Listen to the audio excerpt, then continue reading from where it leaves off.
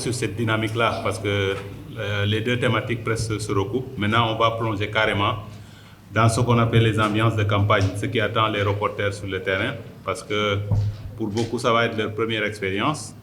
Et c'est bien que ceux qui ont déjà eu à faire couvrir ces campagnes-là puissent leur dire ce qui les attend. Surtout que cette année, on a un nombre record de candidats qu'on n'a jamais eu. La constante, c'est quoi? C'est qu'il y a trois acteurs là, quand on parle de campagne, de couverture médiatique. Il y a un journaliste et il y a deux autres acteurs. Il y a le public que le journaliste doit servir parce qu'ils attendent. C'est un moment extrêmement important, comme l'a rappelé tout à l'heure Cheikh Bamba Dièye, parce que c'est le moment où on choisit les représentants du peuple, si c'est la campagne législative, et le président de la République qui doit définir la politique de la nation et la mettre en œuvre pendant 5 ans, et à l'époque même c'était pendant 7 ans, qui nomme à tous les emplois civils et militaires. Donc c'est extrêmement important. Et donc rendre compte de l'activité de façon neutre, puis interroger de manière équilibrée l'information. Un journaliste n'est pas seulement un informateur qui relaie les informations utiles aux citoyens, il joue aussi un rôle de vigile, et plus encore quand il est embarqué.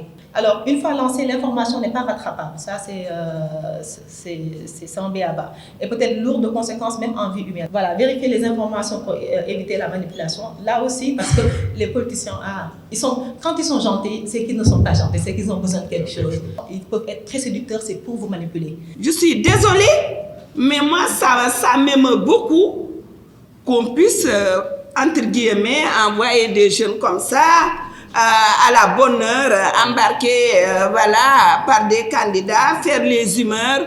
Je trouve que c'est désastreux. Et ça touche l'éthique et la déontologie quelque part. Le temps qui reste est très court, mais je pense qu'il y a lieu d'essayer de faire quelque chose. C'est absolument inacceptable.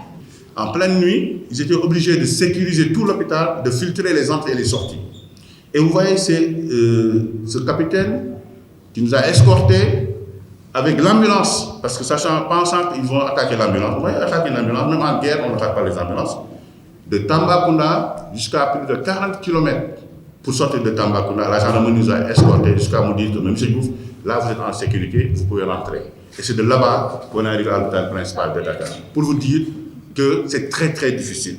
Et c'est là, Madame la Présidente, que je lance un appel. Je demanderai à la CAP de faire autant à Momodou, vous les patrons de presse. Je sais que l'entreprise de presse n'a pas les moyens. Le président de la République, il est le président de tous les Sénégalais, sans discussion de parti, d'organes de presse. Demande au président Macky Sall de mettre un fonds spécial pour cette couverture, parce que la presse privée n'y gagne pas. Il n'y a que la RTS, la presse et le Soleil qui bénéficient, je pense, d'une manne financière pour la campagne. Demandez ça aux autres pour que la CAP puisse gérer ça et puisse trouver des moyens logistiques, c'est-à-dire des voitures, ne serait-ce que des voitures pour mettre les confrères qui ne seront pas à la merci du candidat. Mais si vous ne le faites pas, ce que le Bamba Dièye a dit là, il y aura toujours un copinage, il y aura toujours des problèmes.